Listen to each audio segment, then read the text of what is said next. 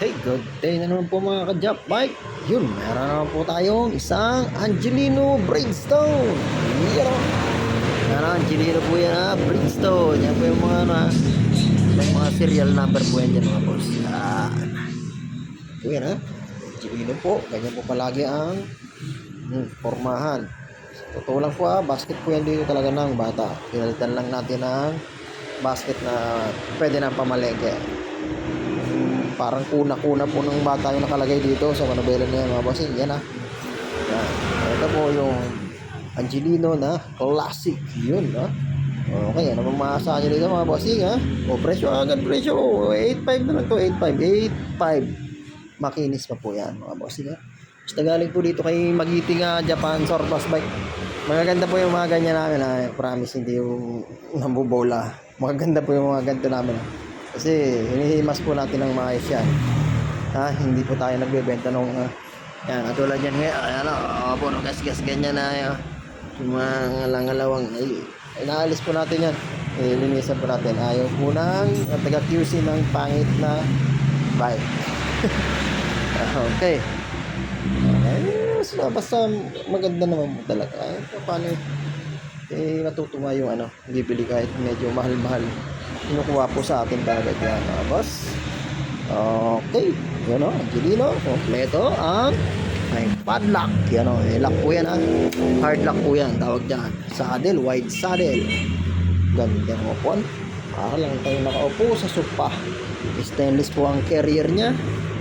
Okay, ito, di ba, bumabaling-baling po yan o yan, kailangan nyo po yan i-lock kasi pagka may red horse po yan dyan baka matapon. Sayang yung red horse. So lalak nyo po ng gano'n. Yan. Pag dinin nyo po yan dyan, meron po ditong release yun.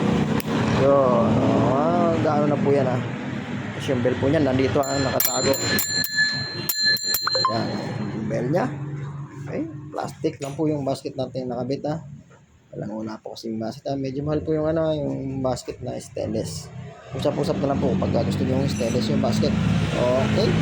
Nandito po nang gagaling ito po yung internal gear po Wow, ganda tunog, mayaman. Yun preno po niya, napakalakas roller brake. Yan. Stainless steel ang rim stainless steel po ang rim niya. Yan, kagandahan po nito ay hindi kayo mawawala ng ilaw Yan, hindi kayo magka-brown out dito mga bossing kasi may dynamo, may sariling dynamo. Yan, dynamo hub niya po niya na Bridgestone din. Bossing, ilaw lang po ito pag madilim na. Masesense niya po yung dilim. Dito madilim-dilim po kasi kaya ilaw na po siya. Libango po yung tinidor niya mga boss. Yan, aluminum frame po yan Ito po yung mga hinahanap sa atin na parang Mio daw. Parang Mio na bisikleta. Okay.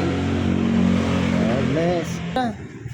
Okay na yan. Basta huwag ka magra-ride na maluwag yung crank mo.